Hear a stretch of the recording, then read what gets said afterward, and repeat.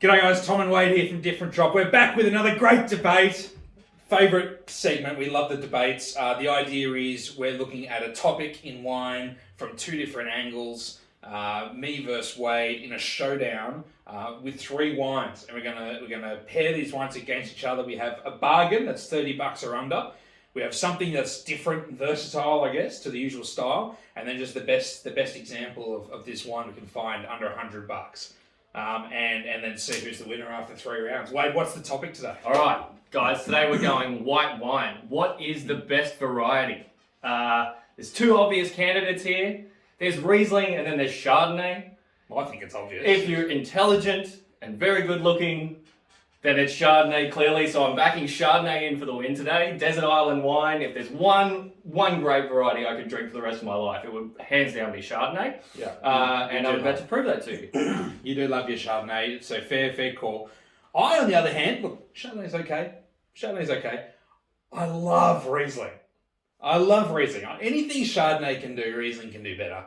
You want terroir, Riesling can do terroir as good as anything. You want power, Riesling can do power. You want value, Riesling can do value. You want versatility, you got sweet wines, you got skin contact wines, you got sparkling wines, grown in more parts of the world, and I think Riesling is the win. In fact, I remember I fell in love with Riesling many years ago, and one of my favourite Riesling moments. God, he's prepped. Oh, I've got supporting props. It's just something that came to mind when I was thinking about my love of Riesling, and I know some other people that love Riesling, and that's our mates at Love Tilly Divine, right? And I'll never forget on their menu when you go to the Riesling section, and it's a very comprehensive Riesling section, much more interesting than the Chardonnay selection, just more Grand Cru Burgundy. Yeah, cool. Yeah, bring it on. Yeah, cool. Who can afford that, mate? Value.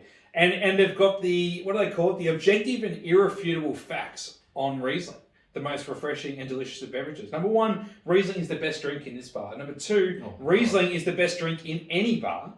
Number three, until the 20th century, Riesling was the most expensive wines in the world. I'll just race through a few of the other ones. Riesling is the best value wine in the universe. I agree with that. Riesling runs the entire spectrum of the sweetness spectrum, spectrum, from bone dry to super sugary. One of my favourites, there are several unconfirmed reports of Riesling curing the terminally ill. I think you'd have to be terminally sick in the head to think Riesling's even better than a beer. It's not even going to be a contest. Riesling's going to win. And we're going to start off with value, right? And this is where I think you're absolutely no chance. Oh, talking bang for your buck. All right, bring it on. Bang for buck. You don't get any better. That's a bit violent. It was.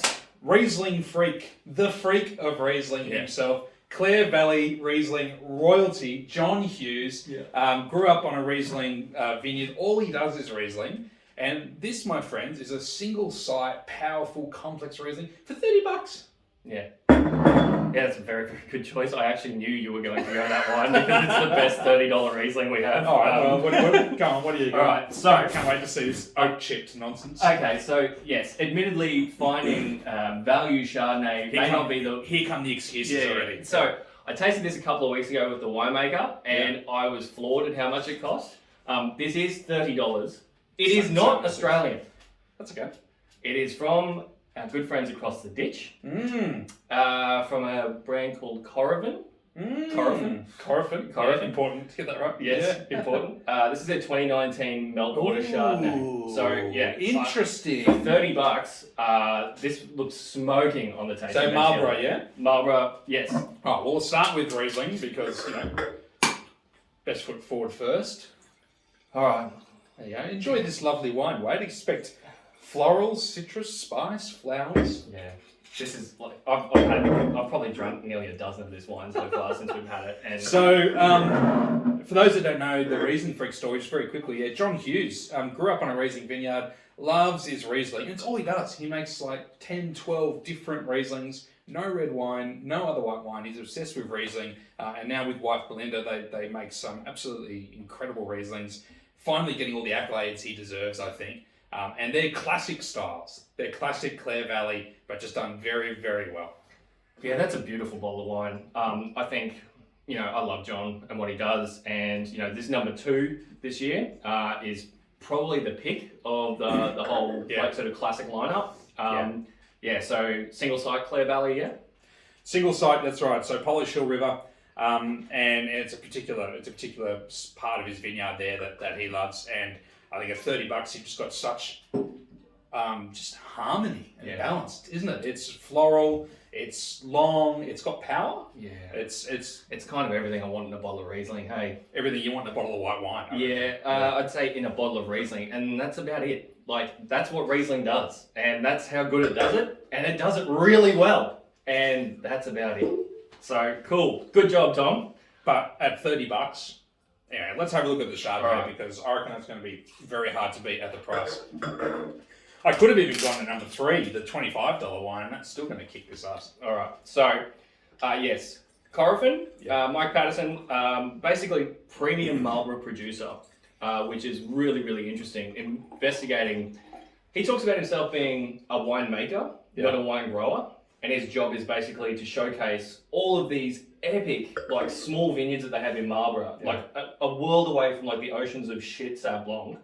There's like amazing Pinot, amazing Chardonnay, and that's what this dude does. He just works with those growers, basically makes a whole fleet of like single vineyard bottlings under the Corofin label, and then Meltwater is his value proposition to introduce people into how good premium Marlborough wines can be. Fantastic producer, one of our favourite Marlborough producers. Yeah. Maybe we should have actually tasted this first, because I'm still tasting this. Yeah. I mean, the length of flavour is just remarkable. Wait, I don't mean to interrupt, but this is just... All right, so $30, imported Chardonnay, full Malo. I don't care. The works. That's not my problem.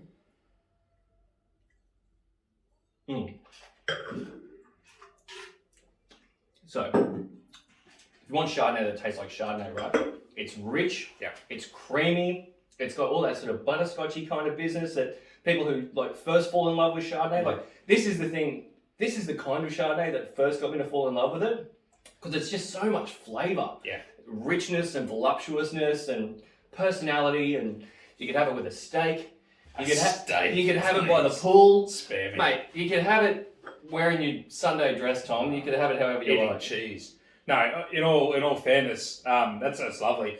It's a really, it's a bit of a hidden gem, that wine, because I reckon the extra bit of age, it's the bottle age, has just helped it develop, and which is what you want in Chardonnay. You don't want another like tight linear wine. No, you don't want something that just looks like Riesling. Like every Riesling looks like Riesling. A bit cuddly. I think it's really nice. I think though, like complexity, layers, length of flavour. I think this is cool. This is like another. In my humble opinion, Wade, this is another level of wine objectively. Look, I really think that is an amazing buy for like just good daily drinking Chardonnay. I think that really punches above its weight. But you're right. That's Clare Valley Riesling done to a T, and as good as you could possibly want it. Yeah. You can drink it now. You can drink it in 20 years. It's still going to look absolutely shit. So yes. Ding ding ding. 1-0. All right, cool. 1-0. But I've got to say, Riesling value is what makes Riesling amazing. So if I lost this first round, I was in trouble. 100%. Like this was your guinea basically. This is your guinea. I couldn't stuff this one up. Yeah. But John, you knocked it out of the park, mate. So well done. On your Husey. All right. After you, my friend. So this is the I guess the other sort of category, like something a different, versatile, innovative take on the variety. 100%. So we all know how awesome French oak. Cool. Yeah. Some wheat stirring. Yes, cool. 100%. So there's a myriad of ways you can make Chardonnay in a classic table wine style. But what else it does is produce the best sparkling wines on the planet. Oh, hang on. Yes. We had a bit of a price limit on this. Yes. So we did have a price limit on it. So our price limit on the other wine was $50.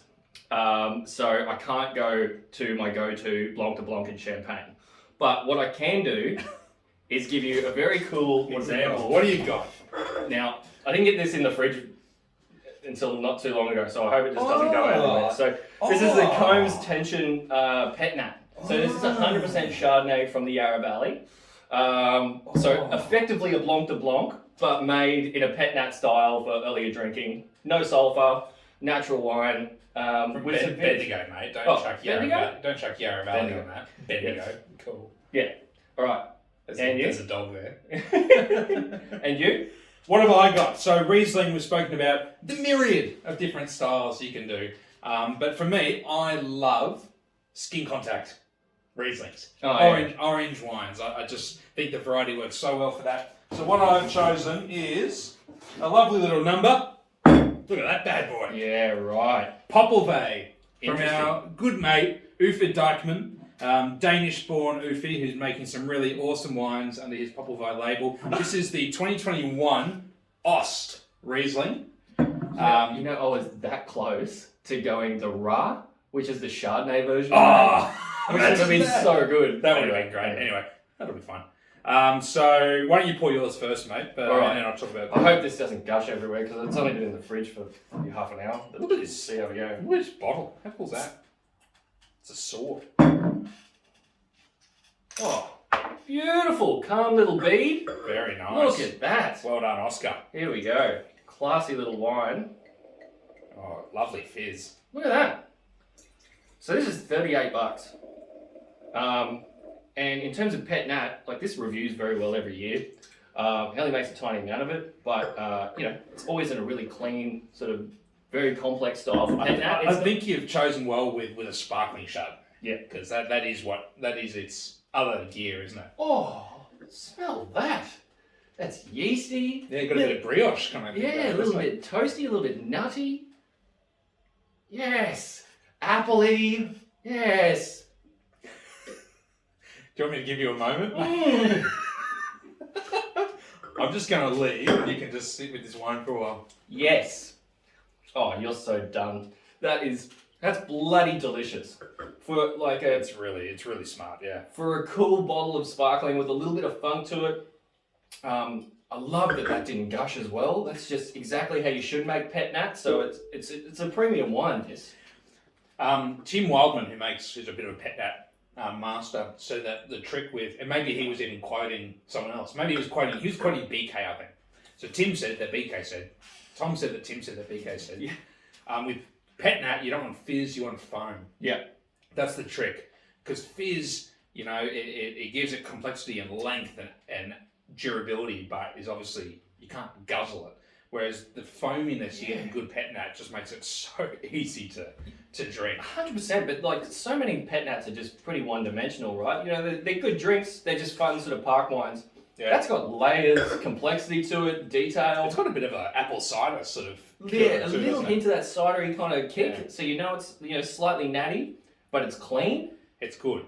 Like my only, I'm not even going to call it criticism because that's delicious, but is it complexity? Like it's a pet nat, is how complex and layered and detailed can you get? At the end of the day, it's just a fizzy park wine. Well, it's. I think you're being really rough there. Hey, I need to give myself a platform. I need a chance to strike back here. All right, with Ost. Yeah. Look at this bad boy. Jeez, it's orange, isn't it? How orange is your orange wine? It's fucking orange. That's what 23 days on skins does, my friend. Yeah. So, Uffe is based in McLaren Vale, but this comes from the K1 vineyard in Adelaide Hills, the Hardy vineyard there, and which a lot of people source great Riesling fruit from. 23 days on skins and then raised in oak, in older oak. Yeah. And then released with a bit of bottle age as well, unfined, unfiltered, all sort of natural, like a very minimal amount of sulphur. Probably made not too dissimilarly to the Coombs. Okay. Wow, instantly lots of like marmalade, honey, it's that real waxy sort of character. Orange rind and like sort of orange marmalade sort of character to it. Which I love. That's cool. It's pretty good. It's also getting into sort of apricot-y, almost like Viognier-like territory in terms of the flavour profile as well. And the tannin is quite soft. So it's not an overly aggressive orange wine. Yeah. But what I would say is, as good, that's one of the best examples of skinsy Chardonnay that I've seen, but it's not classically... Skinsy Riesling. Oh, skinsy Riesling. Yeah, of course. I'm on the Riesling team. Of course you're on Riesling, yes. Anyway, so that's a good example. It doesn't have the zip and the snap that I want in terms of like, a next level orange wine. Yeah, I kind of agree. Like, So only 10% alcohol. So it says to me early picked, but Adelaide Hills Riesling doesn't have the acidity of some other regions. So yeah, my only thing with this is really yummy flavors. Lacks a little bit of zip and lacks a little bit of grip. I want a bit more tannin, a bit more chew. Yeah. So it's just kind of that extra dimension. It's fun. It's different. You know what it is? It's a really cool example of an orange wine to show to someone who's never tried one before. Because it's a great gateway drug because it's got all the right bits. It looks the part. Yeah. It's delicious to drink. Yeah. And it's not that challenging. It's like it's really good. Aromatically, love it. It reminds me even of some really, really great orange wines aromatically. Everything's bang on. But just that extra, it's a friendly palate, which to be honest is what most punters probably want. But if we're talking about, if we're in a showdown, I've got to give this one to you, Wade. I reckon you've got round 2, mate. The what's it called? The tension. Tension, mate. Tension. And isn't the tension Oh, thick? Coming into round 3. It's palpable. Oh, bring it on. All right. Oh, this is the one I've been sweating though. This last round. All right. Who's up first? I think I am. Yeah, you go first. All right. So this round's about grape. This is the best example, of Riesling we can find under $100, and Riesling. Australia makes amazing Riesling, and we make the best value Rieslings in the universe without question. But I couldn't do a Riesling flight without going to Germany. Oh, right. So I don't know if you do. I don't know. So we're going to Germany. We're going to my favourite region for Riesling in Germany, which is Moselle. Yep. And we're going to my favourite producer. I've got a few, but I mean, my favourite that I can actually afford to drink sometimes is, drum roll please, Clemens Busch. Oh, the mighty Busch. The mighty Busch. Yes. Clemens Busch, what a legend. Yeah. What a dude. Clemens Busch. So I've been making Riesling there in Moselle for 50 years. Yeah. 50 years. Took over the vineyard from his father. It's organic, biodynamic, certified, basically natural winemaking. And has some incredible vineyards, primarily the Marienberg vineyard there in Moselle. And on that vineyard, there's all these different aspects and different soil profiles. So this is the Von Blauen Schiefer. So this is a blue slate. Yes. Blue slate. Yeah.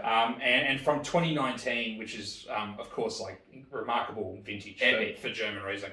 Far out. Yeah. That's a crazy pull. Yeah, right. What do you got? So I went Australian Chardonnay. It's incredibly hard to narrow down like one Chardonnay to sort of put up against all of the world of Riesling under $100. But one guy who I think is really going to be sort of the next generation's champion of great Australian Chardonnays is a bloke by the name of Pat Sullivan. Oh, interesting. So Pat Sullivan makes... What a gutsy call. Credit to you. Yeah. So I want something cool. Yeah. And something relatively new. I only tried it a couple of months ago. Basically, Pat's whole vision is to make nothing but Chardonnay eventually. He makes 1 or 2 Pinots here and there now. But the entire philosophy behind his label now is sourcing really interesting, unique plots of Chardonnay exclusively off volcanic soil. So different vineyards around sort of Victoria, as long as the soil is volcanic, he's like, that's what gives you the best sort of tension and drive in Chardonnay. And he's going to explore different vineyards through that. So cool. I have what I think was probably the pick of the 22 releases. So this is the Ada River Chardonnay. Yeah, right. So you haven't tried this yet, have you? Not the 22, no. No. This is good. All right. Love Pat, and love the Chardonnays. While you're doing that, I'll pour that sparkling garbage. Oh my god. Rough. No, sorry, it's not garbage. It was bloody delicious. I'm just banter. All right, let's get some Riesling into your glass, mate. That'll fix what ails you. Oh, there we go. 2019 Clemens Busch. Oh, I'm actually stoked you picked this because Von Blauen Schiefer. Yeah. Riesling, you are welcome. 12.5%. Clemens Rieslings. So Moselle, better known for its sweet Rieslings. Yep. But he is the producer of dry Rieslings. I think that goes to like a whole nother level. And they're powerful. Yeah. So they have the acidity, but there's use of amphora and some oak and some lees to build in texture. And 2019 was a great vintage. Wow. That's a ripping bottle of Riesling. That's in a pretty good spot too. Do you know how much botrytis is in that? I don't. It's because it's... I know what you mean though. It's got Yeah. a bit of that on the nose. It's definitely got a bit of botrytis funk there. And it's looking a little honeyed, a little toasty, a little developed already. But the acid is still like very flinty, very mineral, very sharp. It's quite textural. It's pretty good. It's quite textural, isn't it? Pretty bloody good, Tom. I tried this on release, 2 years ago or so, 2-3 years ago. And it was a lot leaner, a lot tighter. It's definitely opened up. So I wouldn't want to be laying that down for like much longer. But to drink right now, stunning. Oh, see, I remember because he came in when we tasted with the 19s. Yeah. And I was like, far out, these are going to outlive me, these wines. But that's actually developed a bit quicker than what I thought, and it's in a really beautiful spot right now. So yeah, I think I agree with you. I'd be probably drinking this like tonight. Thank you very much. No way, that's mine. All right, yeah, cool. Very good. Got all that spice, Mm. all that the chalkiness and the spice and the kind of green tinges to it, and the kind of texture and acid, but yeah, not quite the length and zip that I was expecting. But I don't know if that's necessarily a bad thing. If we're looking at the wines how they look right now, it's a little atypical. It is. It's probably not the bottle of wine you thought you were going to open. Right? Yeah, fair. Yeah. I mean, it's pretty bloody good, but I don't know. Oh, now I'm nervous. All right, come on, Pat. Come on, mate. All right, so I think it's great that you chose Pat too, because he is such an advocate for Chardonnay. Yes, the bloke is obsessed with Chardonnay. He's a complete freak for it. So, like you went with Hughesy's Riesling, I absolutely love a producer who just has like a single-minded focus, where they're just like obsessed with one variety and that's just what they're going at. Mm. So, because you really get to hone your craft, you get to look at the nuance in what you're doing, and you're not trying to make, a rosé for Cellar d'Or and, a Sauv Blanc, sort of keep cash coming in, whatever. He's just like, nah, I just want to make absolutely smoking, premium, world-class Chardonnay from these incredible small volcanic sites around Victoria. So this is Gippsland. So this is one of his Gippsland. I mean, he also makes like containers of like fucking orange wines and like chilled reds, jumping juice. Yes. There's the jumping juice. We love you, Paddy. We love the juice. This is 100% his obsession, right? So I think chatting to him about what he loves about volcanic soil, like to get into the really nerdy part of it, is energy and drive. And so in so many parts of Australia, we've seen through different decades that Chardonnays can get a bit big and a bit blousy, depending on what style you're going to make. They get a bit rich and a little bit flabby. But these are very, very precise, very nuanced wines, and you've got to taste them as a set, man. The full set is absolutely killer. And he's got a little baby Chardonnay coming out at the end of the year. It's going to be like $30 on the shelf. It's going to be so good. That's come a long way in the last 5 years, that wine. I reckon it's been 2 or 3 vintages since I've tried that. And it always had a bit of funk, and it was always a kind of an intellectual exercise, I reckon, in the past. Pat Sullivan Chardonnay is really watercolours, lean, kind of funky, interesting. That is a complete wine, isn't it? Dude, yeah. Dude. Oh my God. That is a smoking bottle of Chardonnay. Dead set. He looks like a bit of a larrikin, Pat, but if you're going to talk about who's going to be making Australia's best Chardonnays over the next decade, it's Clemens Busch. If you don't know the wines of Pat Sullivan yet, absolutely seek them out. He's going to be a benchmark producer for the next 20, 30 years, I'd say. Right. I was going to talk quickly about the wine. It's got a really alluring nose. It's like if you compare that to the Meltwater, which was bang, Chardonnay, buttery, obvious. That is it's whispering at you. Yeah. It's luring you in. It's like, come hither. Come on, Tommy. Yeah. Come on, Tommy. My name is Pat. He's wearing his overalls. So it's just come in here. In terms of style, it's got that what I love is like the beautiful texture of that wine. Yeah. So it's kind of got a lovely subtlety and waxiness to it. It's got a bit of a cracked caramel, like creme caramel kind of character to it as well. Yeah. And zip and freshness, but weight. Yeah. Like there's so much flavor intensity driven into that glass of wine. Yeah, but in a light frame. Yeah. And that's the holy grail of great wine and great Chardonnay. All Yes. right. Fine, Wade. Fine. Yes! Come on! Pat Sullivan wins. Sorry, Clemens, we love you, but didn't show right at its best today, this wine.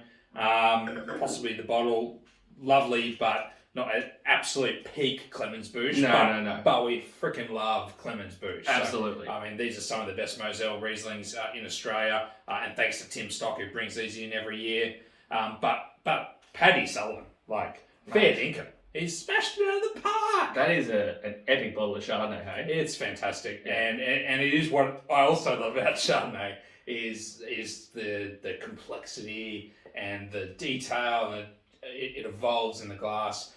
So I love Riesling, and 100%. but that is world class. So mate, fair play, a courageous choice, Wade. Yes. I was expecting, Giacomo. No, we can't do Giacomo. I was expecting maybe Sorenberg or a big Margaret River sort of wine, or a VAT 47 or something like that. Pat's my dude. Pat's your dude. Yeah. Yeah, well done. Yeah. You hitched your cut to that star, and is that even the same? I think I totally fucked that You up. butchered that. Anyway. Just like you butchered the Riesling stuff. Oh, come on! All right, thank you, mate. I'll take my Well victory. done, well Cheers. done. Thanks, guys. Wade wins. All right, see you next time. Cheers, guys.